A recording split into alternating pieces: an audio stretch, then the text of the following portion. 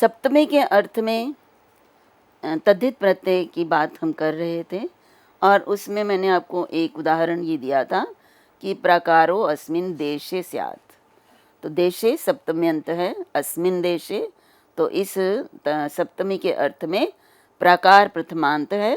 इससे हमने प्रत्यय लगाया छ और छ प्रत्यय लगाने के बाद जो छ को ई होकर और प्राकारीय शब्द जो बना, तो मैं ये बात पुनः स्पष्ट करना चाहती हूँ कि प्राकारीय शब्द को देखकर हमें पता लग जाता है कि यहाँ छ प्रत्यय हुआ है, लेकिन ये छ प्रत्यय तदस्य के लिए हुआ है या तदस्मिन के लिए हुआ है, इसकी पहचान करना प्रसंग और संदर्भ से ही हमें प्राप्त होता है कि ये शब्द किसके विशेषण के रूप में प्रयुक्त हुआ है। जैसे हमने प्राकारीय शब्द पढ़ा और प्राकारियो भूमि, प्राकार्यो देशा, प्राकार्यम स्थानम, यदि इस तरह के हमारे सामने शब्द हैं इस विशेषण के बाद, क्योंकि ये विशेषण बन गया है, तो प्राकारीय शब्द जो है वो तदस्मिन के अर्थ में प्रयुक्त हुआ है। लेकिन यदि हम कहते हैं कि पूर्व में जिस तरह से मैंने बताया कि प्राकारिया इष्टका, तो फिर ये जो है यहाँ पे हमें होगा कि प्राकारः आसाम इष्टका नाम स्यात्। ये जो प्राकार है ये इन ईंटों की हो सकती है। तो यहाँ पे इष्टका को देखकर हमने कहा, क्योंकि अगर हम प्राकार्य शब्द तदस्मिन इस अर्थ में यहाँ पे समझेंगे तो ईंटों में महल नहीं होता है, ईंटों में दीवार नहीं होती है, ईंटों की दीवार होती है। तो इसलिए जो इसके आगे प्रयुक्त शब्द जिसके लिए ये प्रयुक्त हुआ है शब्द, उसको देखकर ही हम अर्थ प्राप्त करते हैं कि तदस्य है या तदस्मिन है। तो इस तरह से और मैंने आपको ये भी बताया कि स्याद यहाँ पे है, हम यहाँ पे संभावना ही कर रहे हैं, इसीलिए संभावनायाम लिंग, जब हम संभावना करते हैं तो लिंग लकार का प्रयोग होता है। सूत्र भी है आचार्य पाणिनि का, संभावने अलमिति चेत सिद्धा प्रयोगे। तो इसी जो है लिंग के प्रयोग के कारण ही मैं आपके सामने ये स्पष्ट कर रही हूँ कि यहाँ पे निश्चित नहीं है अपितु संभावना की है, क्योंकि स्यात् का प्रयोग हुआ है। तो इष्टका नाम बहुत्वेन तत्संभाव्यते प्राकारः आसाम इष्टिका नाम स्यात्। तो यहाँ पे देखिए इष्ट हमने तदस्य कहा है, तो यहाँ पे एक प्रश्न भी हो सकता है कि ये तदस्य का षष्ठ्यंत है और प्रथमा है, एक वचन है, तो एक वचन का प्रयोग क्यों नहीं किया? तो ऐसी कोई जो है निश्चितता नहीं है कि एक वचन ही होना चाहिए जिसके लिए प्रयुक्त होगा। अगर ईंटें हैं, एक ईंट का तो बनता नहीं है ना, जो दीवार है वो एक ईंट से तो नहीं बनती है। तो इसलिए इष्टका ना बहुत्वेन, मतलब वहाँ पे बहुत सारी ईंटें हैं, तो बहुत सारी ईंटों को देखकर ही उसकी संभावना हो जाती है कि ये देखो इतनी सारी ईंटें इस दीवार के पास पड़ी हैं, तो संभवतः इन ईंटों की ही ये दीवार है। किसी एक ईंट को देख के हम ये नहीं कहेंगे कि ये दीवार इन ईंटों से बनी हुई है, जो ईंट यहाँ पड़ी हुई है। तो इसलिए एक वचन का प्रयोग ना होकर बहुवचन का प्रयोग कहाँ होना है, इस बात को भी हमें स्पष्ट करना है। अब एक बात जो यहाँ पे और स्पष्ट करनी है कि हमने पूर्व सूत्र में ये कहा था तदर्थम विकृते प्रकृतौ, ये पहले पिछले व्याख्यान में इस सूत्र पर मैंने आपके सामने चर्चा की थी, और उसमें क्योंकि ये सूत्र उसी सूत्र के बाद में आता है, तो यहाँ पे ये एक प्रश्न उठना स्वाभाविक है कि यहाँ पर जो प्राकार है और जो इष्ट है, इष्ट का मैं उदाहरण के द्वारा ही आपको स्पष्ट करूँगी कि इन दोनों में प्रकृति विकृति भाव होना चाहिए, क्योंकि पूर्व सूत्र में प्रकृति विकृति भाव कहा गया है, और प्रकृति विकृति भाव की यदि अनुवृत्ति तदर्थम की अनुवृत्ति माने तो यहाँ पर प्रासाद और इष्ट का, उसके बाद जो है वो प्राकार और देश, इनमें प्रकृति विकृति भाव होना आवश्यक है क्या नहीं। तो ये जो है प्रश्न, इस पर हमें विचार करना है, और जिस पर ये कहा वृत्तिकार ने प्रकृति विकार भाव तादर्थ्यम च ही न विवक्षितः। यहाँ पर ना तो प्रकृति विकृति भाव यहाँ पे है और ना ही तादर्थ्य है, दो चीजें हैं यहाँ पे। पूर्व सूत्र में तदर्थ शब्द की मैंने विस्तृत व्याख्या की थी, लेकिन पुनः एक बार मैं बताना चाहूंगी कि एक तो होता है प्रकृति विकृति भाव, अर्थात एक चीज उस की प्रकृति, प्रकृति मीन्स उसका कारण, और विकृति मीन्स उसका विकार उससे बना। जैसे मान लीजिए कुआं है और जल है, तो कुएं में जल पैदा होता है, कुएं में जल निकलता है, तो जो कूप है वो क्या है, जल की प्रकृति है, और जो कुएं का जल है वो विकृति है। तो प्रकृति विकृति भाव है यहाँ पे, लेकिन तादर्थ्य नहीं है। तादर्थ्य मीन्स कि प्रकृति और विकृति दोनों में जो है ऐसा संबंध हो कि एक दूसरे के बिना जो नहीं रह सकता। अर्थात जल जो है वो उदक में है, लेकिन उदक ही जल जो कूप है वही जल के रूप में परिवर्तित नहीं होता है। इसको तादर्थ्य कहते हैं। तादर्थ्य का अर्थ है कि जो प्रकृति है वही विकृति बन जाए, विकृति के रूप में बदल जाए। जैसे हमने कहा मिट्टी है, मिट्टी से घट बनता है, तो मिट्टी और घट दोनों में प्रकृति विकृति भाव है, तो प्रकृति विकृति भाव तो एक बात है, लेकिन दोनों में तादर्थ्य है, अर्थात प्रकृति जो मिट्टी है वो उस घट जो कि विकृति है उसके रूप में परिवर्तित हो जाती है। तो मतलब वास्तव में देखा जाए तो जो घट है वो उस जो मिट्टी है उसी का विकृत रूप है, जबकि उदक और जो कूप है, ये जो उदक है वो कूप का विकृत रूप नहीं है। उदक में कूप कहीं नहीं है कि वो कूप से उदक बना हुआ हो, हाँ, लेकिन उनमें प्रकृति विकृति भाव तो है।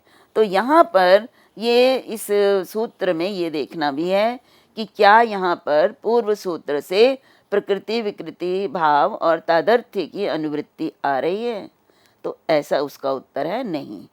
यहाँ पर उसकी विवक्षा नहीं है, उसकी इच्छा नहीं है, वो नहीं कहना चाहता, प्रकृति विकृति भाव की आवश्यकता नहीं है। जैसे हमने अभी कहा कि प्रासाद इन ईंटों का है, तो वो ईंटें जो हैं उस प्रकार के रूप में परिवर्तित हो जाएं, ऐसा नहीं है। देखिए, हम ईंटों से बनी है दीवार, और दीवार बनने का जो कारण है वो ईंटें हैं, लेकिन ईंटें जो है अगर हम दीवार को भी देखते हैं, उस प्रकार को देखते हैं, तो ईंटें वहाँ पे अलग अलग दिखाई देती हैं। वो ईंटें दीवार के रूप में परिवर्तित नहीं होती हैं। केवल यहाँ पे हमें ये पता चलता है कि इन ईंटों में इस प्रकार को बनाने की योग्यता हो सकती है। तो इसलिए कहा कि प्रकृति विकार भावस तादर्थ्यम च इह न विवक्षितम। तो फिर किम तरही, किसकी क्या चाहते हैं, तो केवल योग्यता मात्र। इसमें जो है दो उसमें प्राकार जो इष्ट का है, ईंटें हैं, उसमें प्राकार बनाने की योग्यता है। ये इसकी संभावना देखते हुए ये कहा गया कि ये दीवार जो है वो इन ईंटों की बनी हो सकती है। ईंट और दीवार में प्रकृति विकृति भाव भी नहीं है, और साथ में इनमें तादर्थ्य भी नहीं है। तेन पूर्वस्य अयम विषयः, तो ये जो है ये तो पूर्व सूत्र का विषय हो गया। तो यहाँ पे द्विस्थ तद ग्रहणम न्याय प्रदर्शनमार्थम। अब यहाँ पे देखिए एक और प्रश्न है कि जो तत् शब्द का प्रयोग है ये दो बार प्रयोग किया ना, तदस्य तदस्मिन। हम अगर सूत्र में तत् शब्द का अकेले ही प्रयोग कर देते एक ही बार, तदस्य अस्मिन, तो तब भी हमारा जो है ये प्रयोजन सिद्ध हो सकता था। लेकिन इसके लिए कहा अनेकस्मिन प्रत्ययार्थे प्रत्येकम समर्थ विभक्ति संबंधनीया इति। तो देखिए प्रत्यय के अनेक अर्थ होते हैं। हमने पढ़ा प्राकृताच्छा सूत्र से लेकर अभी तक प्रत्यय अनेक अर्थों में प्रयुक्त हो रहे हैं, तो इसलिए समर्थ विभक्ति संबंध प्रत्येक के साथ समर्थ विभक्ति लगाना आवश्यक है। जैसे तद के साथ भी, अस्य के साथ भी और अस्मिन के साथ भी जो समर्थ विभक्ति लगाई है तद, इससे ये बताना चाहते हैं कि दोनों में ही जो है प्रथमांत होना चाहिए, तभी ये प्रत्यय लगाया जा सकता है। तो जैसे अब यहाँ प्रासादो देवदत्तस्य स्यात्, ये भी एक संभावना हो सकती है कि ये जो महल है ये देवदत्त का है। तो यहाँ पे देवदत्त और प्रासाद, इसमें वैसा संबंध नहीं है जैसा कि प्राकार और ईंटों का है, या प्रासाद महल और उसका स्थान का है।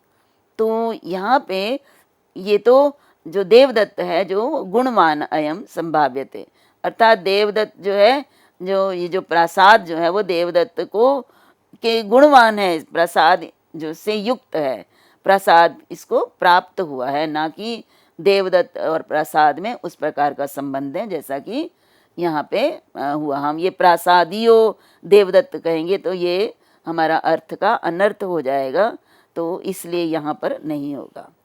तो प्रासाद लाभो अस्येति, इसका अर्थ तो यह है कि इसको प्रसाद लाभ हुआ है, ना कि प्रसाद के लिए देवदत्त है। तो ये इस प्रकार से यहाँ पर इसका प्रयोग, प्रत्यय का प्रयोग नहीं होगा। अब आपके सामने अगला जो सूत्र है वो एक और सूत्र है। अभी मैंने आपको बताया कि छ और यत प्रत्ययों से संबंधित ये तद्धित प्रत्यय का प्रकरण था, चयतो अधिकार। तो यहाँ पर एक और प्रत्यय हमारे सामने आ गया, और वो प्रत्यय यहाँ पे कौन सा प्रत्यय होगा और किस अर्थ में होगा ये हमें देखना है। तो सूत्र है हमारे सामने परिखाया ढय, अर्थात जो परीखा, परीखा शब्द होता है खाई को कहते हैं। जैसे हम व्याकरण में जब हम भाषा की बात करते हैं या विभक्ति प्रकरण की बात करते हैं तो अक्सर हम इस शब्द का प्रयोग करते हैं कि ग्रामस्य परितः परीखा अस्ति। तो ये इस वाक्य को शुद्ध करिए, तो यहाँ पे परीखा शब्द के साथ हमेशा द्वितीय विभक्ति का प्रयोग होता है, इसलिए ग्रामम परितः परीखा अस्ति, इस तरह से प्रयोग हम बाल्यकाल से ही, जब से हम संस्कृत पढ़ना आरंभ करते हैं, इन चीज़ों को सीखते हैं। तो यहाँ पर भी परीखा शब्द का प्रयोग है, और परीखा शब्द कहते हैं खाई को, ठीक है। तो परीखा शब्द से ढय प्रत्यय का प्रयोग होता है। ये एक सूत्र में केवल मात्र ये दो शब्द आए हैं। अब यहाँ पे किस अर्थ में होते हैं, तो तदस्य, ये जो पूर्व सूत्र दिया ना, पूरा का पूरा सूत्र जो है पूर्व वाला, उसकी यहाँ पर अनुवृत्ति हो रही है, अर्थात तदस्य तदस्मिन् स्यात् इत्येतस्मिन् अर्थे। तो जैसे हमने कहा ना कि ये उसकी हो सकती है या ये उसमें हो सकती है, इस अर्थ में ये अर्थ है। तो शब्द बदल गए। देखिए, पूर्व सूत्र में तो कहा कि किसी भी शब्द से, कोई भी प्रथमांत शब्द हो, वह इसके लिए है इस अर्थ में, वह इसका है इस अर्थ में, या वह इसमें है इस अर्थ में, हम तद्धित प्रत्यय का प्रयोग करेंगे। अब तद्धित प्रत्यय का प्रयोग कौन सा करेंगे, मैंने बताया प्राकृता छ के अंतर्गत आ रहा है या यत के अंतर्गत आ रहा है, तो हम इन दोनों में से यथा योग्य प्रत्यय कर लेंगे। परंतु यहाँ पर पूर्व सूत्र से ही अनुवृत्ति तो आ रही है, अर्थ भी प्राप्त हो रहा है, शब्द भी, मतलब विशेष शब्द की बात हो रही है। अभी हमने समर्थ शब्दों की बात की थी, किसी भी समर्थ शब्द से, लेकिन उनमें अब ये अपवाद के रूप में एक सूत्र आ गया कि नहीं, जो परीखा शब्द है, इससे यदि हम तदस्य तदस्मिन् स्यात्, इस अर्थ में अगर हम प्रत्यय करते हैं तो वो छ प्रत्यय ना होकर ढय प्रत्यय होगा। तो यहाँ पर देखिए, अगर हम ये इसको परीखा शब्द को लेते हैं तो इसका अर्थ वैसा ही होगा जैसे परीखा अस्य स्यात्।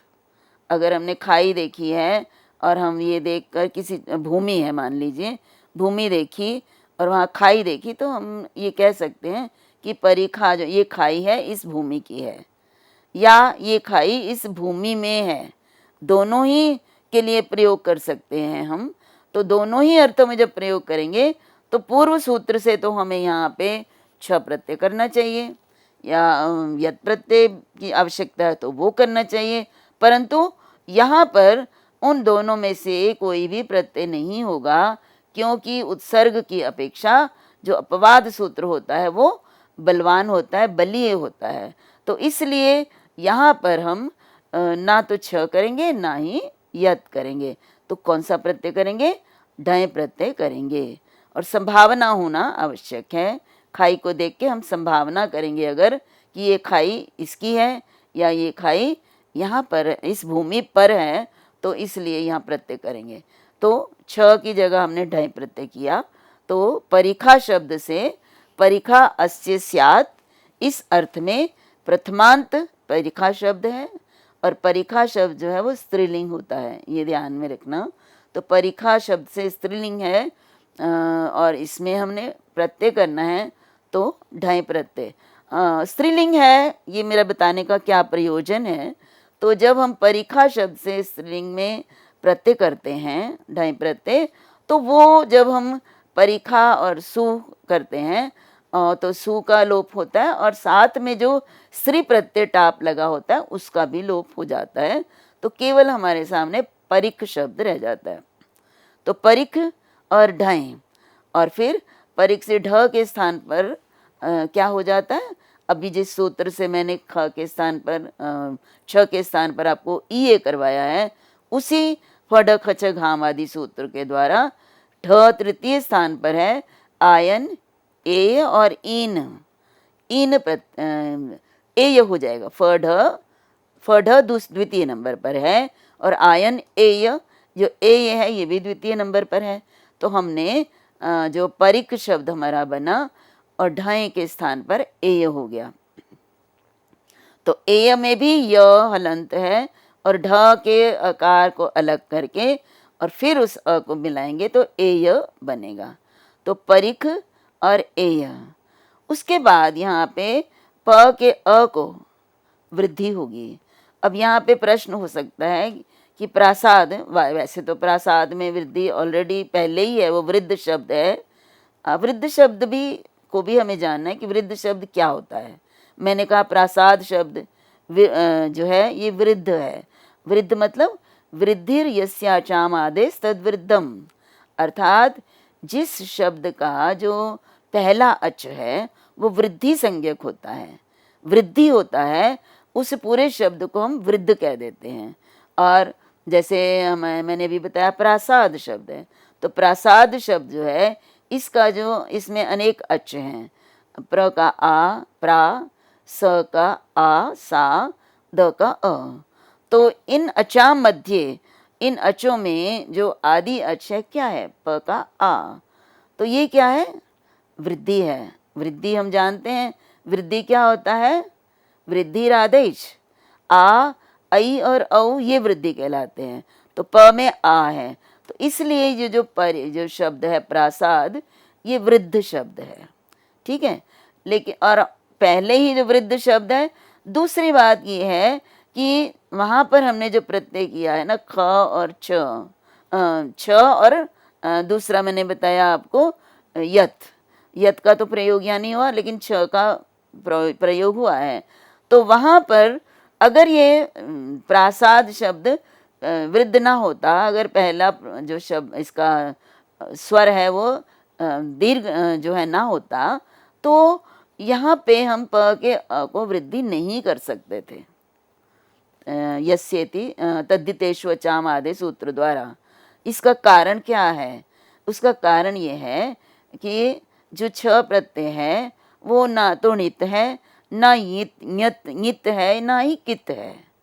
और अगर नित और कित होता है तभी या तो तद्धितेष्वचाम आदि सूत्र की प्रवृत्ति होती है या किति च सूत्र की प्रवृत्ति होती है और उनसे उनकी वृद्धि होती है। और यहाँ पे ढय प्रत्यय है और ढय प्रत्यय में जो ञ है वो इत संज्ञक है।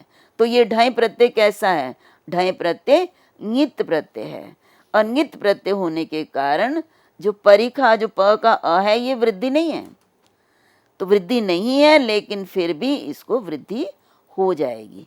तो यहाँ पे वृद्धि हो जाने के बाद क्या बन जाएगा, पारिख, परिख की जगह पारिख, ठीक है।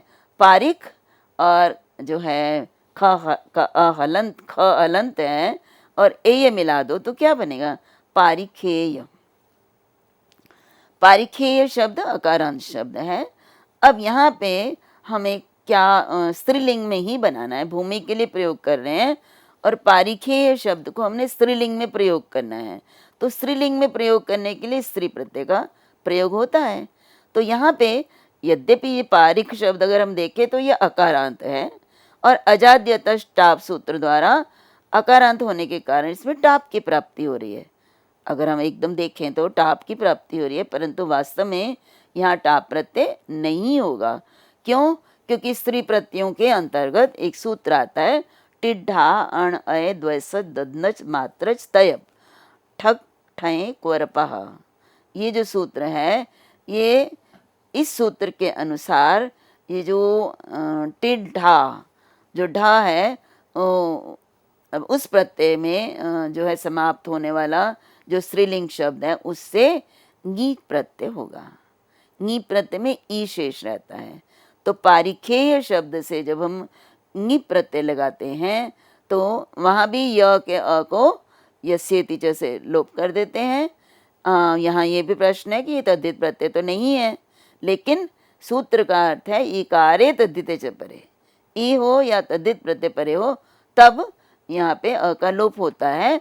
तो पारिखेय के य के अ का लोप होकर ङी प्रत्यय का जब ई मिलाते हैं तो यहाँ पे पारिखेयी ये शब्द हमारे सामने बन जाता है। और अब ये शब्द इसका अब अपना खाई अर्थ नहीं है, ये शब्द खाई के लिए प्रयुक्त नहीं हो रहा है।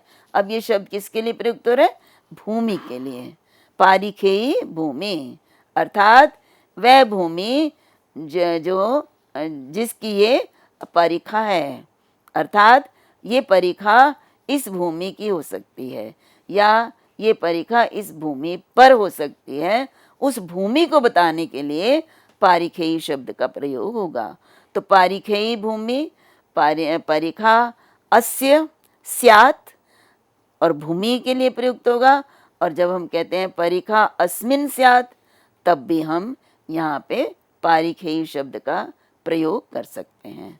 तो इस प्रकार से ये जो क्षयतो अधिकार प्रकरण है, इस प्रकरण में हमने देखा कि यद्यपि छ और यत् प्रत्ययों का अधिकार चल रहा है और तस्मै हितम अर्थ में ये प्रत्यय सारे बताए गए हैं, लेकिन इसी प्रसंग में इन्हीं सूत्रों के अंतर्गत कुछ अलग प्रत्यय भी बताए गए हैं और कुछ अलग अर्थ भी बताए गए हैं। और वो अलग अर्थ मैंने आपके सामने जो है सूत्र रखे हैं। एक अर्थ तो अभी मैंने बताया आपको, जो है विकृतौ प्रकृति प्रकृतौ विकृते प्रकृतौ वाला, और दूसरा जो है तदस्य तदस्मिन् स्यादिति, इस ये अर्थ हैं। तो ये तो दो अर्थ हैं जो कि तस्मै हितम अर्थ से भिन्न अर्थ हैं। तो ऐसा नहीं है कि छ और यत् प्रत्यय तस्मै हितम के लिए ही प्रयुक्त होते हैं, वो तदस्य और तदस्मिन् अर्थ में भी प्रयुक्त होते हैं और विकृते प्रकृतौ इस अर्थ में भी इन प्रत्ययों का प्रयोग जो है तद्धित प्रत्ययों का प्रयोग किया जाता है। लेकिन यहाँ एक और बात है कि जब हम तदस्य तदस्मिन् सूत्र का प्रयोग करके प्रत्यय लगाते हैं तो परिखा शब्द यद्यपि इससे हम तदस्य तदस्मिन् इस अर्थ को ही देना चाहेंगे, लेकिन परिखा शब्द के लिए आचार्य पाणिनि ने अलग से सूत्र दिया है और वो ढय प्रत्यय लगाकर ही बनाएंगे, तब ये भी उसी अर्थ को देगा जो तदस्य तदस्मिन् सूत्र के द्वारा अर्थ प्राप्त होता है। तो यहाँ पे हमें ये देखना है कि शब्द बना हुआ है क्या है। तो शब्द बना हुआ है पारिखेयी, तो हमें ये ज्ञान है कि ढय प्रत्यय जो है उसी से एय बनता है। लेकिन यदि हम देखते हैं छ प्रत्यय लगाकर जैसे बना, अभी मैंने आपके सामने जो प्राकारीय शब्द बनाकर दिखाया, तो प्राकारीय शब्द और पारिखेयी शब्द दोनों शब्द अलग अलग हैं दोनों। तो फिर हमें ये देखना पड़ेगा कि ये सूत्र, ये जो शब्द बना हुआ है ये किस प्रत्यय को लगाकर बना है। अर्थ दोनों का समान है। देखिए परिखा भी भूमि के लिए यहाँ प्रयुक्त हुआ है कि ये भूमि, ये जो परिखा है ये इस भूमि की है, और प्राकारीय शब्द भी यही अर्थ दे रहा है कि ये प्राकार जो है ये इन ईंटों की है। अर्थ दोनों का समान है, लेकिन परिखा शब्द से ढाई लगा और उससे उससे छ लगा। तो ढ और छ इन दोनों प्रत्ययों की पहचान हमें होनी चाहिए, और पहचान करने के बाद हम उस अर्थ में ढ प्रत्यय परिखा से लगाएं। और अन्य शब्द, अन्य जितने भी शब्द हैं यदि उनका अर्थ तदस्य और तदस्मिन होता है तो उन अर्थों में वहाँ पर उनसे या तो छ प्रत्यय होगा या फिर हमारा कौन सा प्रत्यय होगा, यत प्रत्यय होगा। यदि मैं कहती हूँ जो है गो हो, मैं आपको उकारांत का भी उदाहरण दे सकती हूँ कि गो अस्मिन देशे स्यात्, मतलब ये गाय इस स्थान पर हो सकती है, तो उस स्थान पर जहाँ गाय के होने की संभावना है, तो ये बताने के लिए गो शब्द से हम प्रत्यय कौन सा लगेंगे, अब यहाँ च प्रत्यय नहीं करेंगे। अब ये प्रत्यय किस सूत्र से होगा, तदस्य तदस्मिन स्यादिति। ये मैं आपको इसलिए बताना चाहती हूँ कि ये इन सूत्रों का प्रयोग करके हम भाषा में अनेक शब्दों को स्वयं भी सिद्ध करने का प्रयास करेंगे, तभी तो हमें भाषा ज्ञान होगा। तो जब मैंने कहा गो शब्द से अब हमें प्रत्यय लगाना है कि गो अस्मिन स्थाने स्यात् इति, तो उस स्थान को मैं बताना चाहती हूँ जिस स्थान पर गो है। तो फिर गो शब्द से हम तदस्य तदस्मिन स्यादिति सूत्र से तो तदस्मिन अर्थ में प्रत्यय लगाएंगे गो शब्द से, लेकिन प्रत्यय कौन सा लगेगा, छ प्रत्यय नहीं लगेगा। छ प्रत्यय क्यों नहीं लगेगा, क्योंकि हमें ये भी देखना है कि ये उकारांत तो नहीं है कहीं, या गो आदि गण में तो नहीं पढ़ा गया। तो ये गो आदि गण में पढ़ा गया है, गो शब्द पहला ही है गो आदि गण का, तो गो आदि गण में पढ़ा होने के कारण यहाँ पे हम यत प्रत्यय करेंगे। तो अगर हम यत प्रत्यय करते हैं तो फिर हम इसमें गव्यम लिखेंगे, गव्यम देशः, अर्थात वो स्थान जहाँ पर जो है गौएं जो गाय जो है इस स्थान पर हो सकती है। देखिए स्थान के लिए उस हम प्रयुक्त करेंगे कि गव्यम स्थानम। तो इस प्रकार से इस प्रकरण में मैंने आपके सामने छ और यत प्रत्ययों के अधिकार में जितने भी शब्दों की सिद्धि होती है और कौन कौन से प्रत्यय लगते हैं, कौन कौन से अर्थ होते हैं, किन किन शब्दों से होते हैं, इन पर आपसे मैंने विस्तृत चर्चा की। अब मैं अगले प्रकरण के लिए आपसे अगले व्याख्यान में मिलूंगी। तब तक के लिए सभी को नमस्कार, सभी का धन्यवाद।